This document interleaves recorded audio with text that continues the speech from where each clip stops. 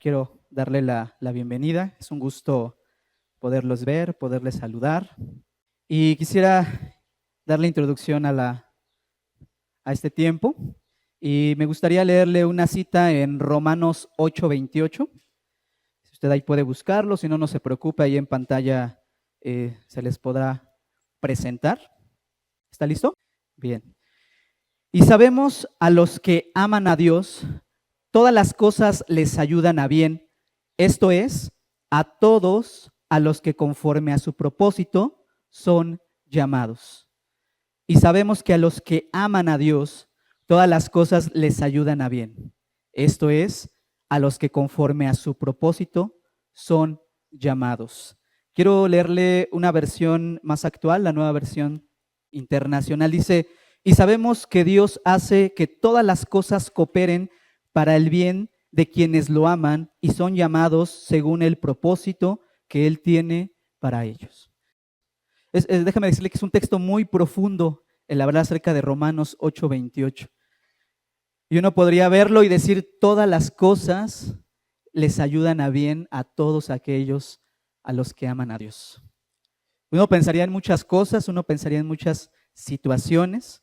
A veces probablemente hemos leído, hemos escuchado esta promesa, llamémosla así, pero es una afirmación muy profunda, absoluta, que nos habla acerca de un atributo muy especial de parte de Dios. Y ese atributo es la soberanía de Dios. En esta tarde yo quisiera compartirle esta palabra que le puse por título, la soberanía de Dios en la vida de José. Vamos a ver a través de la vida de José algo muy, muy específico sobre esto que le estaba leyendo en Romanos y que de alguna manera, si a veces creemos o pensamos que hay situaciones complejas, situaciones difíciles o cuando de alguna manera aparentemente ya no hay solución, ya no hay salida, uno pensaría, ¿y dónde está Dios? ¿Qué está haciendo Dios? Y a veces caemos en la situación natural de nuestras incapacidades y de nuestras limitantes, sin ver lo que Dios está haciendo, hermano. Y esto es lo que yo quisiera compartirle el día de hoy. Y fíjese, le traje unas imágenes como una parte introductoria, en los que pues usted podrá ver 4 escenas. En ellas, pues yo quise transmitirles algunas cuestiones como complejas, difíciles. En una de ellas se ve a un grupo de personas o a una sociedad cuando existe el hambre, cuando existe la escasez, cómo nuestra mirada ve estas situaciones, cómo las observamos. En otra, las situaciones de pobreza que creo yo que hemos observado, hemos visto, una confrontación, una pelea, una guerra. Y uno pensaría que en esas situaciones, estando uno en medio de esas situaciones, pues vería como las situaciones catastróficas, difíciles, complicadas. Y finalmente, y hay muchas más realidades que se viven, que están presentes en nuestro diario caminar. Y sin embargo, Dios en su soberanía no solo permite ciertos acontecimientos, sino que además en medio de ellos se cumplen sus propósitos eternos. Dios encamina todas las cosas a un propósito, hermano. No quiero que deje de lado Romanos 8:28, porque va a ser algo que usted va a estar viendo a lo largo de esta plática que tengo con usted, y se dará cuenta cómo, aún a pesar de esto, en nuestra mirada, en nuestra mente, en nuestra percepción, Dios tiene algo totalmente diferente. Fíjese que Pablo, al escribir a los romanos, pues había un tiempo muy complicado también para ellos. Había persecución, había sufrimiento, había debilidad. Pero finalmente Pablo, al escribir esta carta a los romanos, pues también en él se ve esta provisión, esta soberanía de parte de Dios, como algo que él confiaba y él estaba muy seguro de quién era su creador. Pero algo muy interesante de esto es que esta promesa que habla Romanos, déjeme decirle, no es para todos. Hay algo muy específico que lo habla, que lo dice, y es al inicio de este versículo, dice, y sabemos que Dios hace todas las cosas que cooperen para el bien de quienes lo aman. Ese es un principio importante.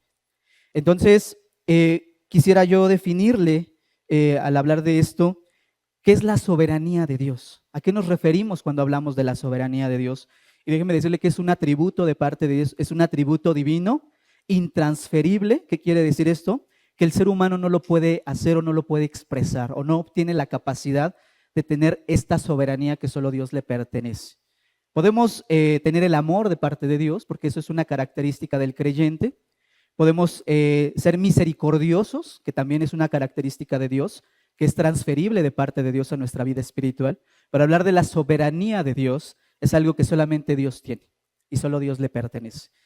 Y leyendo un poco, me encontré con esta definición que me aclara mucho sobre qué es la soberanía de Dios y dice así: la soberanía de Dios es el atributo divino por el cual Él gobierna absolutamente, libremente, eficazmente sobre toda la creación, dirigiendo todas las cosas conforme a su voluntad eterna, sabia y santa, para el cumplimiento de sus propósitos y para su gloria.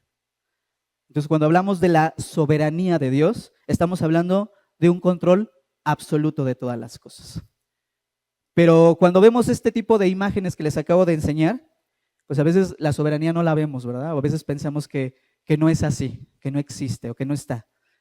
Pero algo que me gustaría ver a través de José es cómo la soberanía de Dios, a pesar de todo lo que este siervo de Dios vivió, se muestra con un propósito y con un objetivo. Entonces me gustaría llevarlo a Génesis 37, si me puede acompañar. Y quisiera leerle del versículo 2 al versículo 4. Y en este primer punto coloqué: Dios obra aún en medio de la traición y del dolor.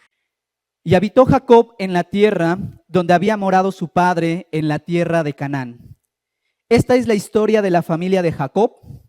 José, siendo de edad de 16 años, apacentaba las ovejas con sus hermanos, y el joven estaba con los hijos de Bilha y con los hijos de Silpa, mujeres de su padre.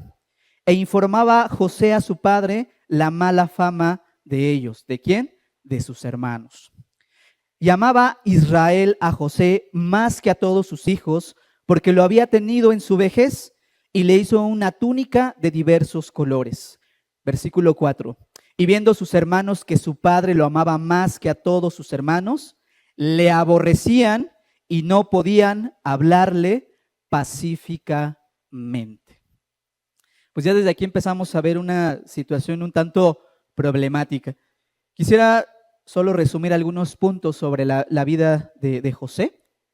En este punto, si usted recuerda y puede tener la posibilidad más adelante de leer algunos capítulos anteriores, el papá de José es Jacob.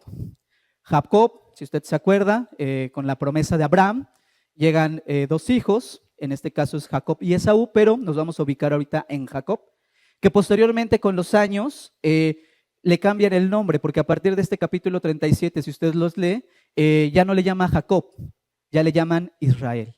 Entonces aquí hay un cambio de nombre muy significativo, porque el cambio de nombre no solamente fue el hecho de decirlo, sino todo lo que tenía que tener como esencia, como origen, como ser, como persona. Entonces, si usted al momento de que vayamos leyendo algunos pasajes escucha el nombre de Israel, que Israel amó a José, estamos hablando de Jacob.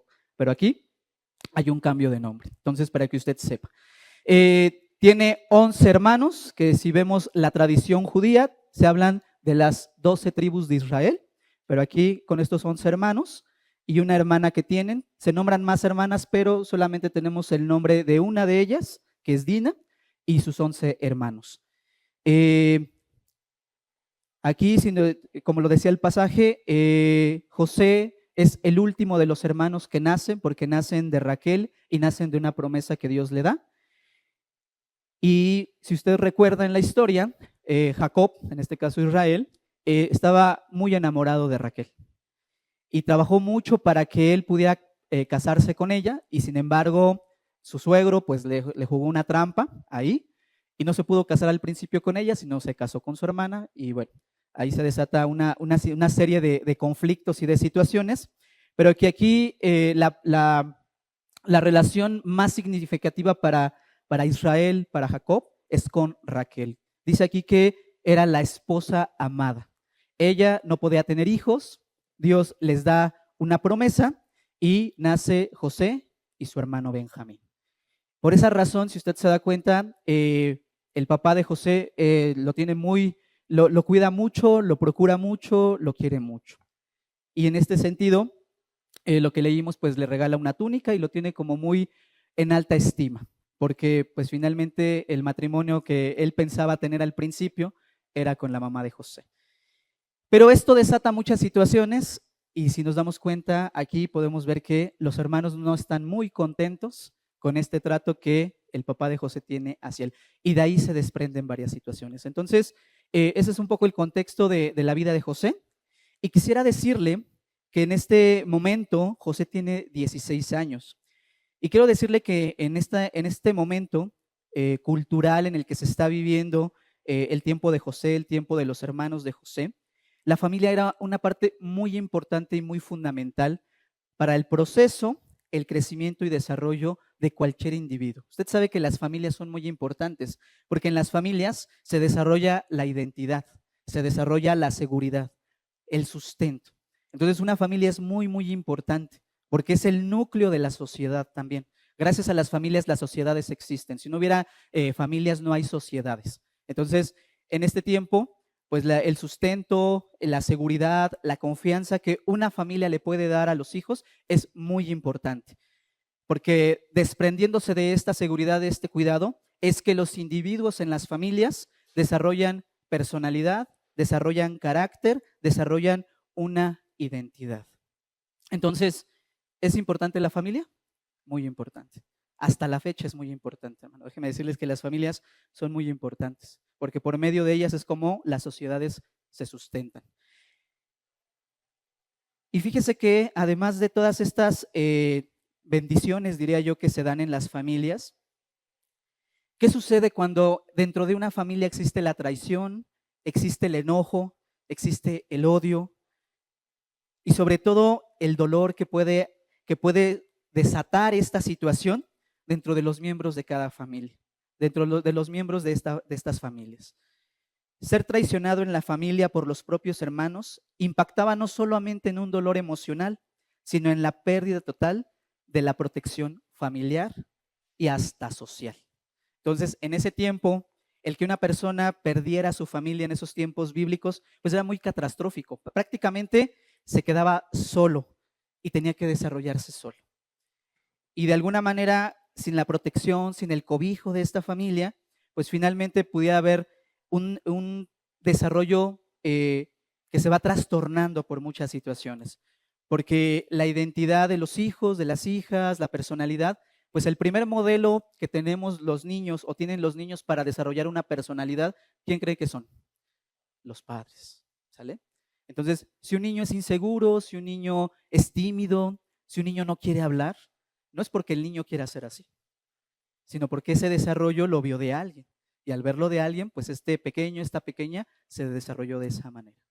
Entonces, si vemos a José, hay una parte muy interesante que él dice que siempre iba con su papá y le decía todo lo que sus hermanos hacían. Era como medio chismosito José, ¿no? Entonces ahí como que siempre iba con su papá y le decía, fíjate qué hora agarraron y hicieron, y esto hicieron. ¿Y cómo se sentían los hermanos? Ay, gracias José, porque vas a avisarle esto a nuestro papá. No, ¿verdad? O sea, dice que lo aborrecían. Y aborrecer no es una palabra de que me caigas mal, de que no te quiera ver, de que me caes gordo. O sea, aborrecer, dice aquí la palabra que aborrecer es un odio profundo que se siente, de rechazo, un odio intenso, una hostilidad constante, un desearle el mal a alguien. Eso es aborrecer. Entonces, a José, digamos que no eran los 11, sino eran 10 contra José, porque bueno, su hermano directamente de su mamá, directamente del matrimonio de Raquel y Israel, pues su hermano todavía era como más consciente. Pero los demás, pues sí lo tenían en una estima muy mala. Entonces, si nos damos cuenta, en esta situación José, pues ya viene con varias situaciones ahí que van provocando ciertos problemas. Ahora, si en esta familia hay situaciones que generan ciertas problemáticas, también hay toda una estructura y hay todo un orden que se debe de respetar dentro de la familia. ¿Qué sucede cuando el padre muere y queda la madre viuda y los hijos varones quedan dentro de la familia? Bueno, dentro de la tradición judía y dentro de las tradiciones que en este tiempo se estaban dando, quien tomaba el control tanto del cuidado, la protección, en todo sentido, era el hijo mayor. Entonces, si en un momento dado el padre de José ya no estaría, quien tomaría el lugar sería el primogénito, el primer hijo, el hijo mayor, todo el control, toda la estructura, todo el orden que tiene esta familia. Y ahora sí, lo que diga el hermano mayor es lo que se hace. Entonces, esa de alguna manera es como la importancia que tienen las familias para no desproteger toda esta dinámica de la familia y que principalmente pueda tener siempre su esencia, pueda tener sus prioridades, pueda tener su propósito como familia, que es el desarrollar a los miembros de la misma familia. Entonces, si nos damos cuenta, en este momento ya hay un problema que José se va a enfrentar. Tal vez en este momento no se ha dado cuenta. A sus 16 años, pues uno quiere a veces hasta acabarse el mundo, pero aquí José va a empezar a tener varias situaciones. Dice que sus hermanos lo aborrecían. Y fíjese que algo muy interesante de esto es que el papá provocaba esto, porque dice aquí la palabra que amaba Israel a José más que a todos sus hijos, porque no lo había tenido en su vejez, y dice que le hizo una túnica de diversos colores. Entonces, pues de alguna manera aquí la dinámica entre los padres y los hijos, pues a veces sí es como una situación que pues denotan los hijos sobre todo. Ven cuando uno piensa o le dicen es que quieres más al otro o quieres más a él y varias situaciones que se dan. Y esto de alguna manera provoca una situación, una problemática que posteriormente va dando pie a una situación que más adelante comentan. Entonces, si nos damos cuenta, la familia al parecer está estructurada, la familia tiene sus miembros, la familia se está desarrollando, la familia va teniendo pues sus rutinas, sus costumbres y va llevando a cabo toda esta educación y esta formación. Pero ¿qué dice más adelante acerca de esta situación que está viviendo José? ¿Me puede acompañar más adelante en el versículo 23? Bueno, después de esto, sucede un acontecimiento antes de llegar al versículo 23 de este mismo capítulo, donde pues José va a buscar a sus hermanos y ellos están pastoreando a algunas ovejas, ellos son pastores. Entonces están pastoreando y nuevamente su papá lo manda a que vaya a ver qué están haciendo los hermanos, cómo se están portando esos hermanos, porque al parecer no se están portando tan bien. Entonces José los mandan a José para que vaya a ver. Y fíjese lo que dice el versículo 23. Y no pierda de vista este versículo 4 sobre el sentir de los hermanos de José. Dice el versículo 23. Y sucedió pues que cuando llegó José a sus hermanos, ellos quitaron a José su túnica, la túnica de colores que tenía sobre sí, y le tomaron y le echaron en la cisterna, pero la cisterna estaba vacía, no había en ella agua. Y se sentaron a comer pan y alzando los ojos miraron y he aquí una compañía de ismaelitas que venían de Galaad y sus camellos traían aromas, bálsamos y mirra e iban a llevarlo a Egipto. Entonces Judá dijo a sus hermanos: ¿qué provecho hay en que matemos a nuestro hermano y encubramos su muerte? ¿A quién querían matar? A José. ¿Y José quién era? Su hermano. Imagínense. Versículo 27. Venid y vendámosle a los ismaelitas y no sea nuestra mano sobre él, porque él es nuestro hermano, nuestra propia carne, y sus hermanos convinieron con él. Y cuando pasaban los madianitas mercaderes, sacaron a ellos a José de la cisterna y le trajeron arriba. Y le vendieron a los ismaelitas por 20 piezas de plata y llevaron a José, ¿a dónde dice? A Egipto. Y déjeme decirle que Egipto no estaba de aquí a la vuelta, o sea, sí estaba bastante lejos. Entonces, uno esperaría situaciones de conflicto, situaciones de confrontación o aún situaciones problemáticas de una persona fuera de la familia. tal vez en el trabajo, tal vez en la calle, no sé, en diferentes puntos, diferentes contextos. Pero sin embargo, aquí se desata una situación dentro de la familia que provoca precisamente que suceda este acontecimiento en el que los hermanos piensen, maquinen, planeen algo para deshacerse de su hermano. ¿Qué dolor o qué resentimiento pudiera haber tenido cada uno de ellos para que todos estuvieran de acuerdo en que se tomara esta decisión y que José tuviera este desenlace en este momento de la historia? Y déjeme decirle un dato muy interesante. Hace un momento estábamos cantando una de las alabanzas y no sé si escuchó la frase el león de Judá. ¿Sí? Usted sabe que el Señor Jesucristo viene de la tribu de Judá y la tribu de Judá es uno de los hijos de José, de Jacob, de Israel, hermano de José. Entonces yo al ver, pues me di cuenta que Judá, siendo este hombre que en su momento es muy importante por la genealogía en la que llega el Señor Jesús, también participó de esta situación. Y diría, pero ¿cómo? Si de ahí viene el linaje del Mesías. ¿Cómo una persona así puede hacer ese tipo de acciones? ¿Cómo puede tener y maquinar todo ese tipo de...? Pues déjenme decirles que Judá también participó de esta situación. De hecho, en el versículo 26 lo dice. De hecho, él fue el que se le ocurrió vender a José. Entonces, si nos damos cuenta, José empieza a vivir una situación un tanto complicada. Y pues cuando uno aparentemente tal vez está en estas situaciones, pues cuestiona muchas cosas. No me imagino a José adentro de la cisterna, no sé si está llorando, no sé si está preocupado, asustado, confiado. La palabra no lo expresa tal cual, pero recordemos, es un chico de 16 años, un adolescente, tercero de secundaria probablemente, con esta situación de unos hermanos que son mayores que él y que tal vez al principio era un juego, pero sin embargo todo esto se desata en una situación más compleja para la vida de José.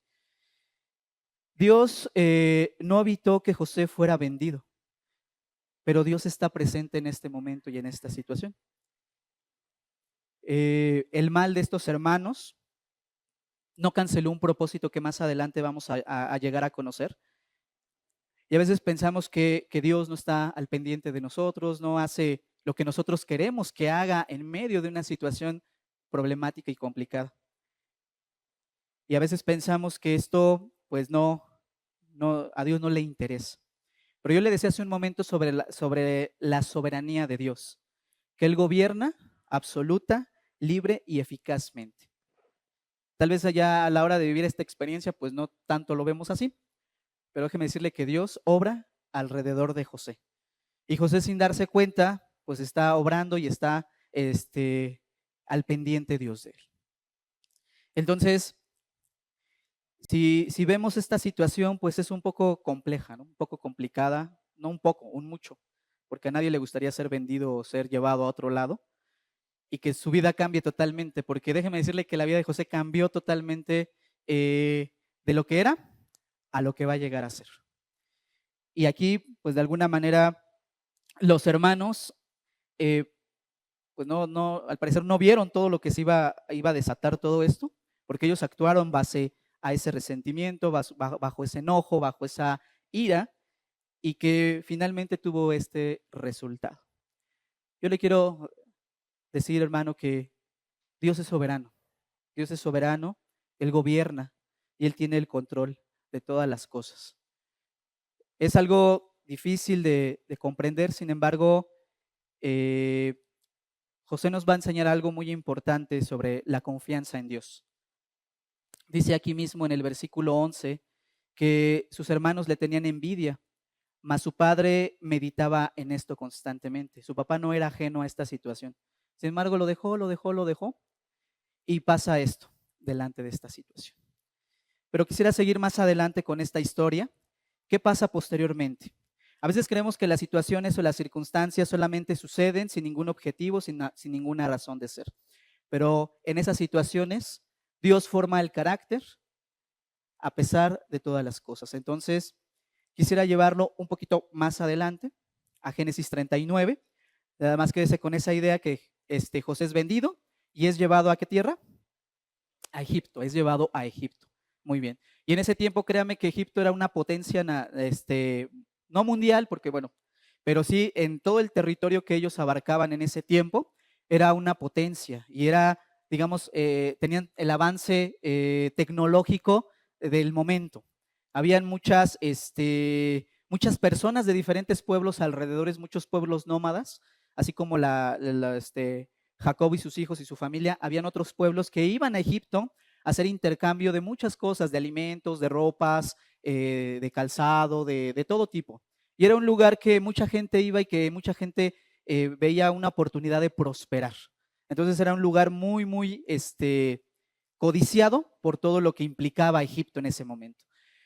Entonces José es capturado, en este momento pierde totalmente el título de ser hijo y ahora es un esclavo. Entonces vámonos al capítulo 39 y vamos a leer los primeros versículos. ¿Qué sucede después de que es capturado José, llevado por los ismaelitas, llevado a la tierra de Egipto? Dice el versículo 39, y llevado pues José a Egipto, Potifar, oficial de Faraón, capitán de la guardia, varón egipcio, lo compró de los ismaelitas que lo habían llevado allá. Y fíjese lo que dice el versículo 2.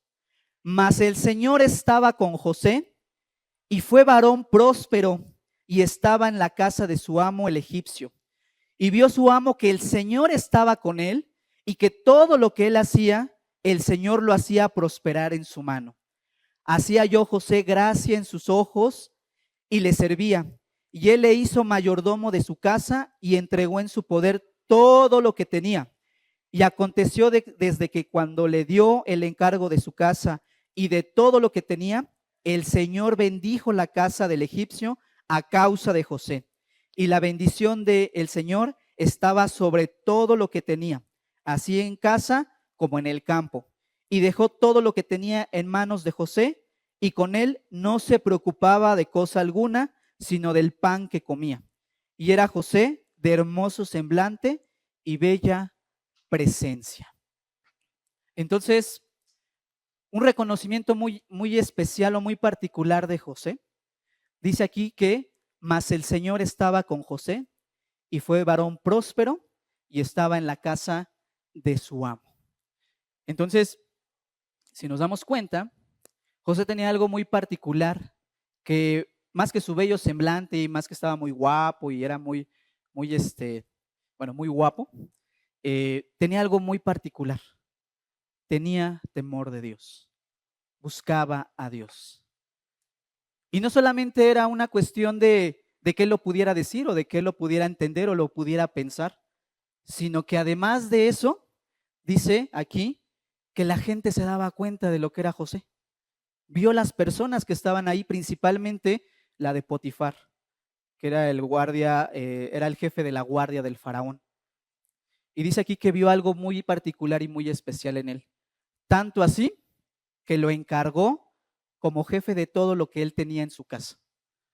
Entonces, una característica muy especial de José era esta, precisamente. Él pudo haberse desesperado, él pudo haber estado llorando, pudo haber estado reclamando, pudo haber estado mil cosas, haciendo mil cosas. Pero sin embargo dice que al llegar a la casa de esta persona que lo compró como esclavo, él empezó a trabajar, él empezó a hacer lo que le decía su amo, él empezó a obedecer. Él empezó a ser atento a la autoridad que estaba sujeto a él. Y que finalmente aquí podemos ver que José es considerado como un buen administrador.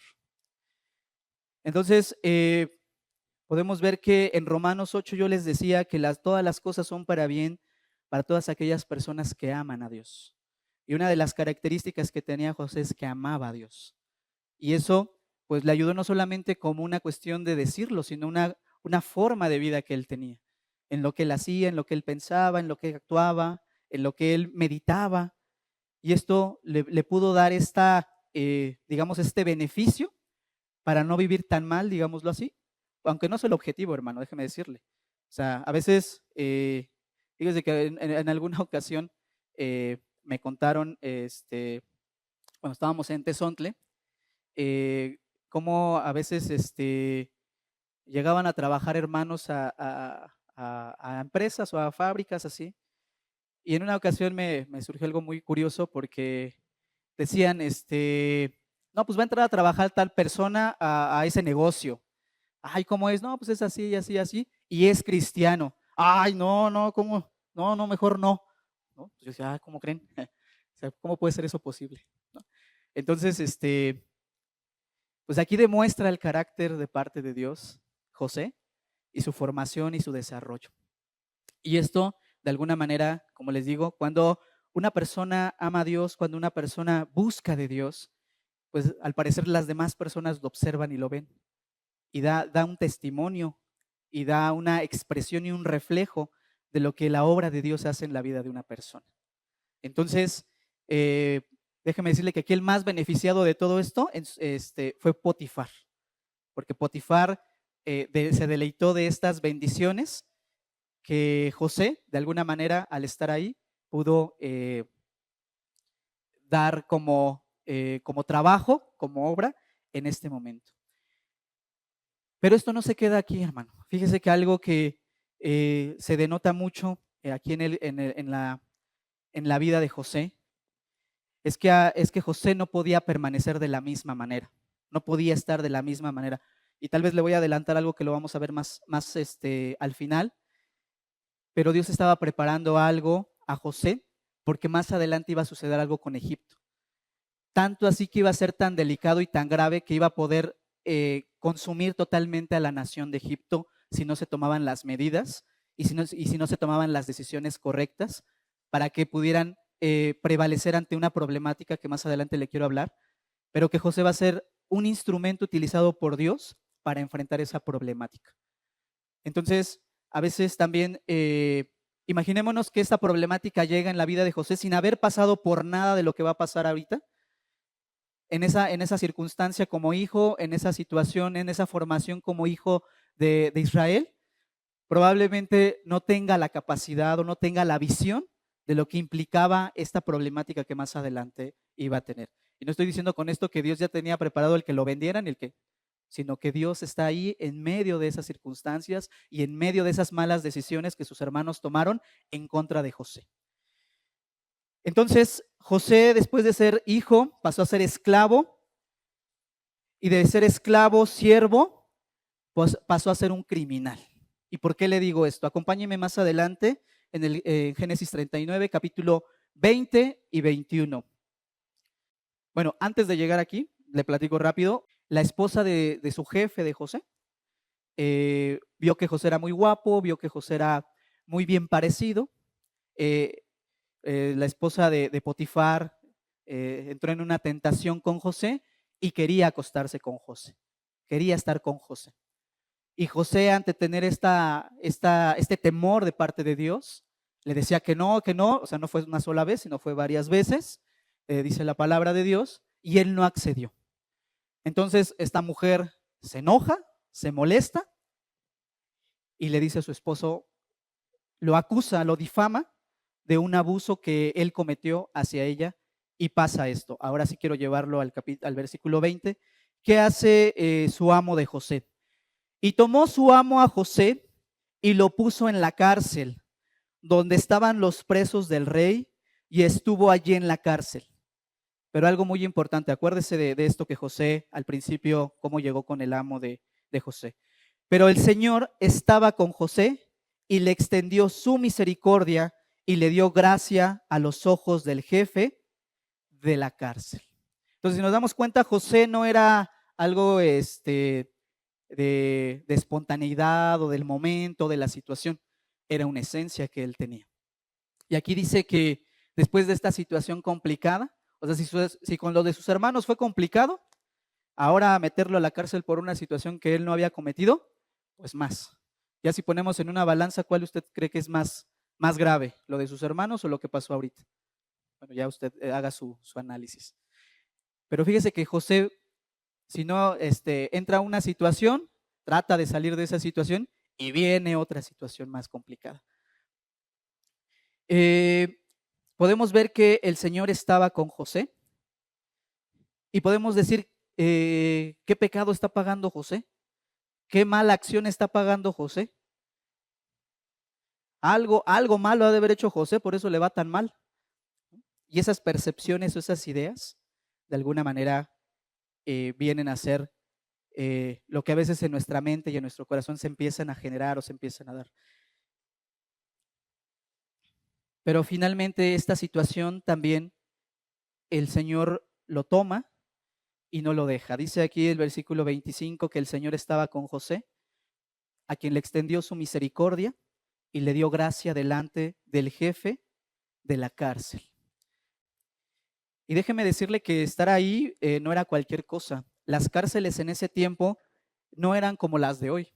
Y yo creo que usted ha escuchado mucho cuando platicamos acerca de Pablo, cuando estaba en la cárcel, cómo eran las cárceles de ese tiempo, en el tiempo de Pablo. Pues déjeme decirle que esto es casi 1000 años antes de Pablo y las cárceles pues no eran como las de Pablo. Tal vez con las de Pablo ya estaban como más o menos, pero estas cárceles, hablando del tiempo de Génesis, eran otra cosa. Si esas eran precarias, estas eran mucho más precarias. Entonces estamos hablando de un tiempo en el que la cárcel no era una situación de reformación o reformar a la persona. Literal, las cárceles en ese tiempo eran para castigar y era para causar mal y dolor a la gente que se portaba mal, digamos así. Entonces, José estaba en esa situación, en esa circunstancia. Pero sin embargo, por encima de esa situación, por encima de todas esas cosas que él estaba viviendo, esas circunstancias que estaba viviendo, José prosperaba, José seguía adelante. Y era como para que ahora sí se quejara y pudiera reclamar y pudiera decir, porque finalmente él no había causado esa, digamos, vamos a decirlo así, ese delito del que se le estaba acusando. Pero sin embargo, él seguía prosperando porque estaba con Dios. Él seguía con Dios.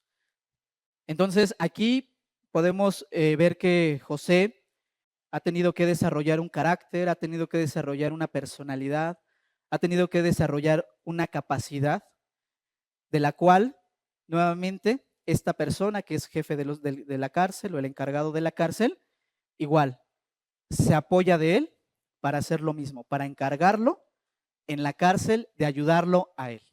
Entonces, si usted lee, no lo vamos a leer, pero si usted lee más adelante, aquí podemos ver que también José aquí participa.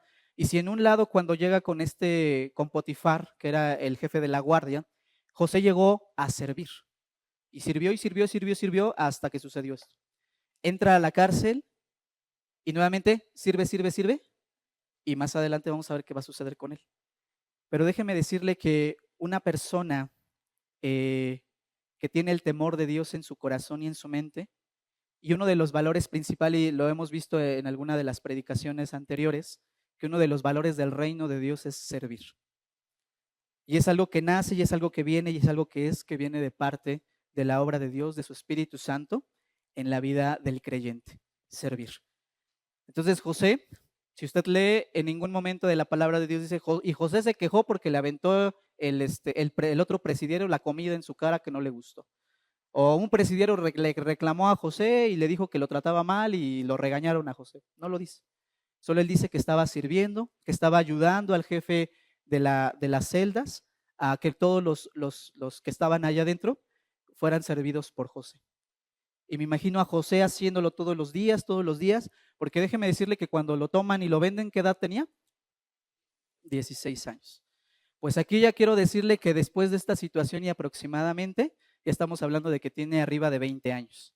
Entonces ya pasó un tiempo significativo en la vida de José a partir de esta situación. Entonces, José, al seguir desarrollando su vida espiritual, Dios tenía un propósito, no solamente para la vida de José, sino también para la vida de Israel, del pueblo de Israel. En este caso, lo que tenía que ver con la nación de Israel. Y déjeme decirle que más adelante, y se lo quiero adelantar, José se volvió gobernador de Egipto, el segundo después del principal gobernador de Egipto. Y yo me pregunto, ¿por qué un presidiario, un criminal, llegó a ser gobernador de Egipto? Porque déjeme decirle que aquí la sentencia que él tiene es de criminal. por lo que él está pasando. Delante de las leyes humanas, José es un criminal. Delante de la constitución política de Egipto en ese tiempo, José es un criminal. Entonces, si nos damos cuenta, este hombre que al principio decíamos que era un joven, era medio chismosito porque iba a decirle a su papá sobre sus hermanos, ahorita él estaba siendo aquí un criminal, tomado como un criminal. ¿Cómo iba a ser un gobernador? ¿Por qué iba a ser un gobernador? ¿Qué fama le iba a dar a Egipto una persona que fuera gobernador y que estuviera en la cárcel?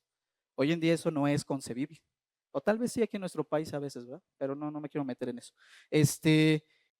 Dios estaba con José. El propósito de formar su carácter, de esperar, de que él vaya siendo desarrollado, de que él vaya siendo más útil para Dios en la forma en cómo lo está desarrollando, es para el fin y el objetivo de Dios. ¿Usted cree que José en su familia le hubiera servido de igual manera como le va a servir después a José? Si José no hubiera pasado por esto, ¿le serviría de la misma manera como si se hubiera quedado en su casa? ¿Verdad? No, porque finalmente José, a través de toda de este trayecto, de este trajinar, él aprendió algo, pero además de que aprendió algo, se formó algo en este proceso.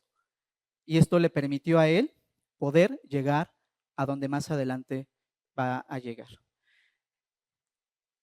Jehová estaba con José.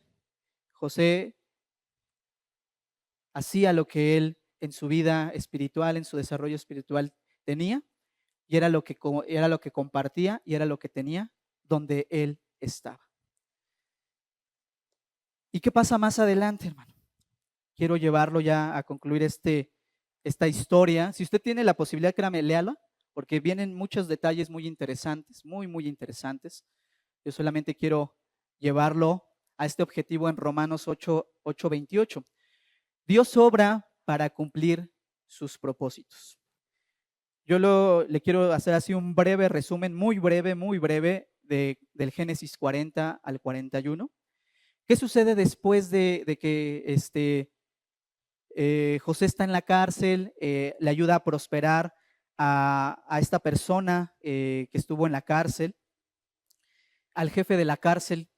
Dice aquí la palabra de Dios en estos 2 capítulos que llegaron el copero y el panadero del rey de Egipto a la cárcel. Estuvieron ahí, convivieron con José, platicaron con José y hubo algo muy interesante. Tanto el copero como el panadero tuvieron un sueño. Ellos estaban muy afligidos porque no sabían qué significaba el sueño.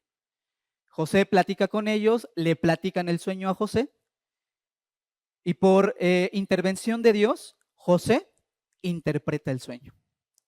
Entonces, al interpretarles el sueño, tanto al panadero como al copero, les da la traducción de este sueño al decirle que ambos iban a salir y que uno de ellos se iba a quedar con el rey después de ese delito que habían cometido. No lo dice, pero ellos están en la cárcel y uno iba a morir. En este caso, el que queda con vida, pues es el copero. Y antes de que el copero, todo esto se va transcurriendo en algunos años, en algunos meses, y sucede lo que José les había interpretado del sueño. Y solamente le dice José al copero principalmente porque el sueño que le revela es que él iba a estar con vida y que se iba a quedar nuevamente con el rey. Con el panadero le da esta traducción del sueño, pero a él le iban a quitar la vida. Entonces, lo único que le pide José al copero es que cuando esté ya con el rey, que se acuerde de él. Que se acuerde de él si tiene la posibilidad ahí mínima de que en un momento él pueda salir. Y ya, queda. ¿Pero qué creen que hace el copero? Muy buena onda después de haberle dado la interpretación José del sueño. ¿Cree que le ayudó? No le ayudó.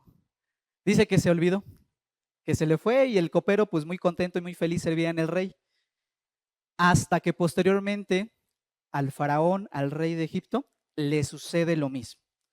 Pasan algunos años, aproximadamente 7 años después de esto que ahorita vamos a leer. Entonces se quedó bastante tiempo ahí José en la cárcel. Y dice aquí que el faraón tuvo un sueño, si usted puede leerlo más adelante en casa, esto de las 7 vacas flacas, 7 vacas gordas, es un sueño que tiene el faraón y que de alguna manera José se lo interpreta.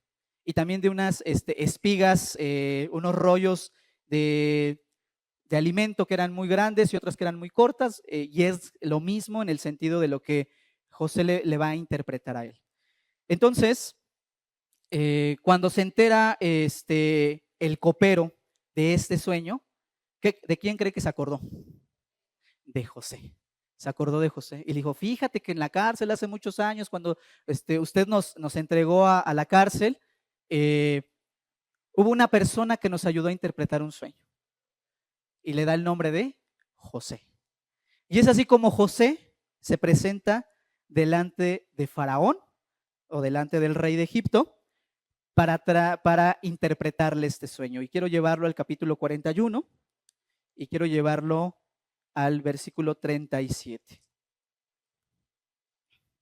Esto ya fue después de que José habló con el rey de Egipto, le interpretó el sueño, le explicó lo que significaba, le explicó también lo que iba a suceder y le explicó también, le dio un plan para trabajar sobre esa situación.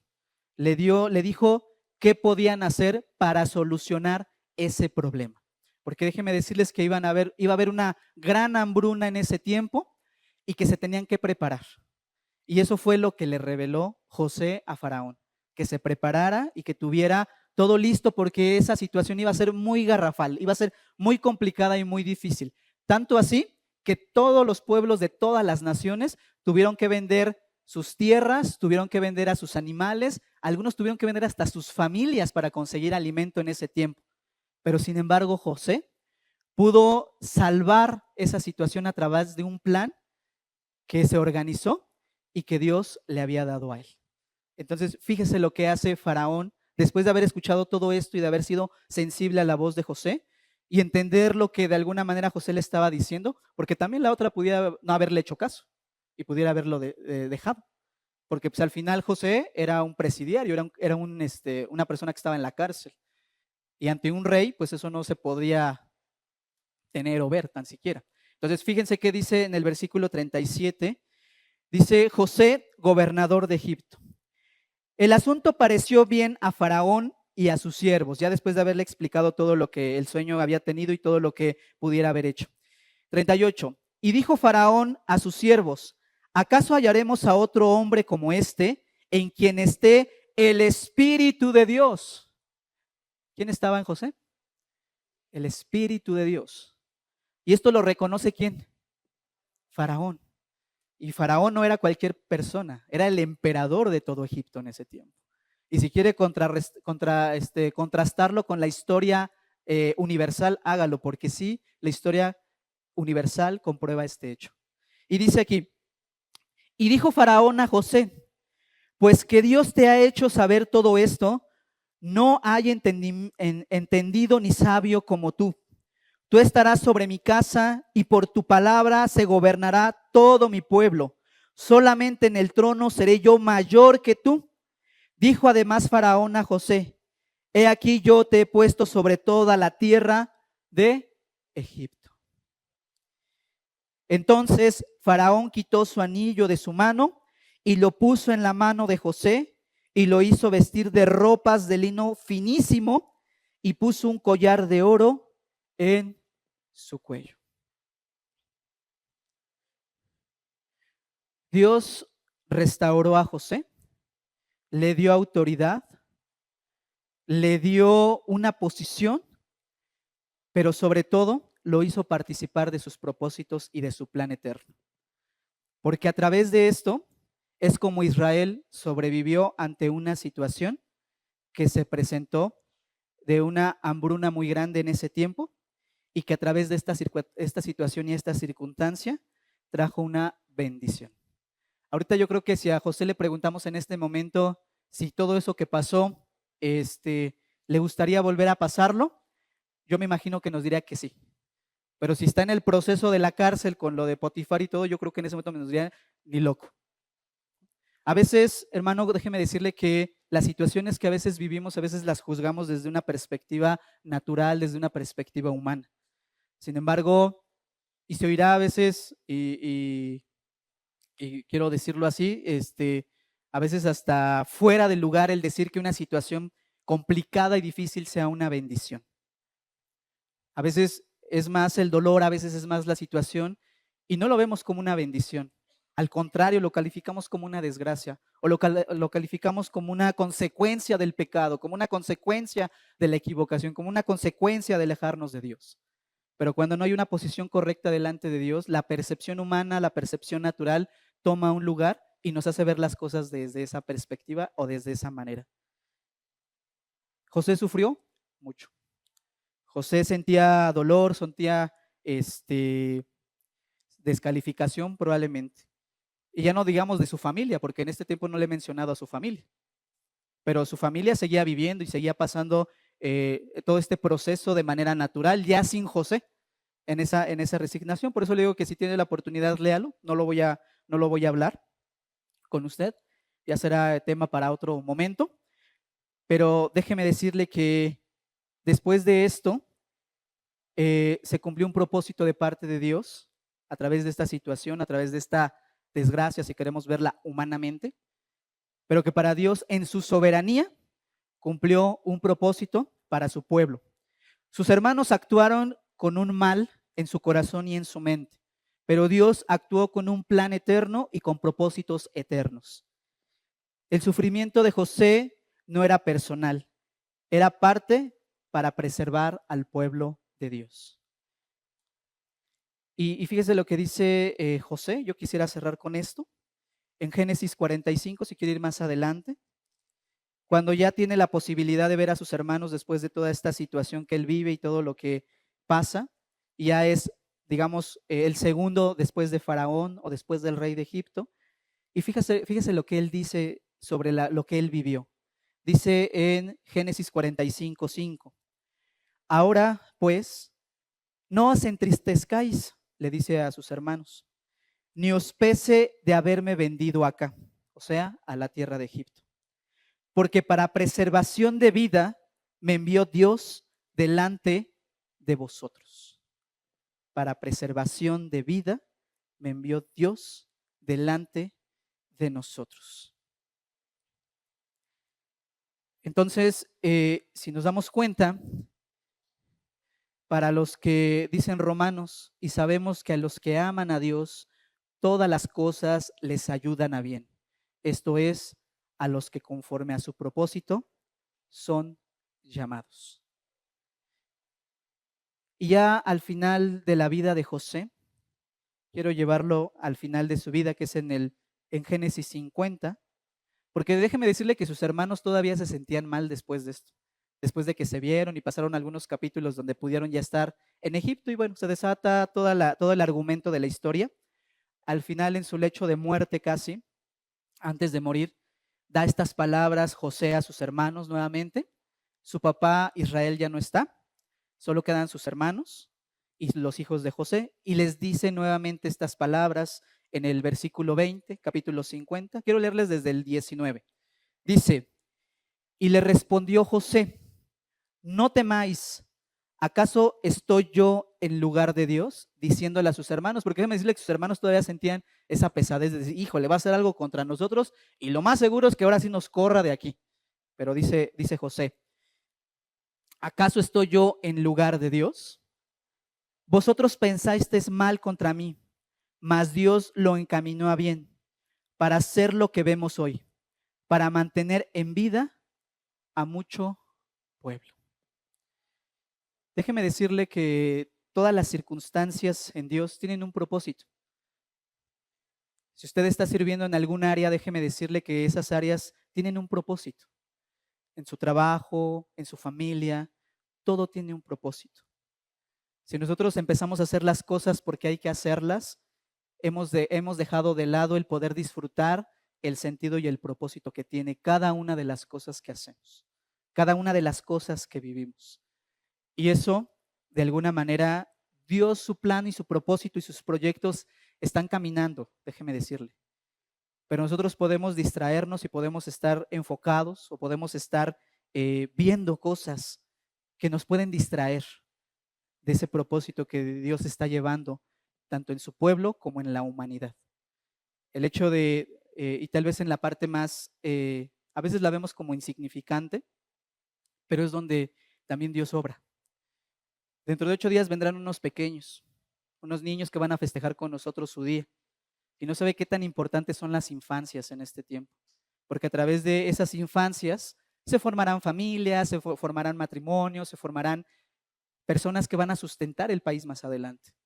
Entonces, si no se invierte correctamente en esas vidas, pues va a pasar lo que siempre ha sucedido. Vamos a tener una sociedad trastornada, una sociedad que finalmente va a tener muchas carencias. Pero que si hacemos con una intención de parte de Dios eso, pues muchos se van a quedar con con eso de parte de Dios. Que después, déjenme decirles que regresan y los vemos en las escuelitas y luego los vemos aquí visitándonos. Entonces, nada escapa al control de Dios. Si existe el sufrimiento, si existe el dolor, si existe situaciones adversas, tienen un propósito de parte de Dios, si están en Dios. Y déjeme decirle que Dios está cumpliendo su propósito eterno. Y yo quisiera cerrar con esto. Quisiera llevarlo para terminar a Filipenses 1:6. Aquí la soberanía de Dios está encima de las circunstancias y de las situaciones. Y en Filipenses también está por encima, pero de la constitución del creyente. Y dice, déjeme, Filipenses 1:6 dice así. Perdón. Dice de la siguiente manera. Y estando persuadidos de esto, que el que comenzó en vosotros la buena obra, la perfeccionará hasta el día de Jesucristo. Le dejo una tarea. Contraste Romanos 8:28 y Filipenses 1:6. Le repito. Y estando persuadido de esto, dice el apóstol Pablo, que el que comenzó en vosotros la buena obra, la perfeccionará hasta el día de Cristo. Cierre sus ojos.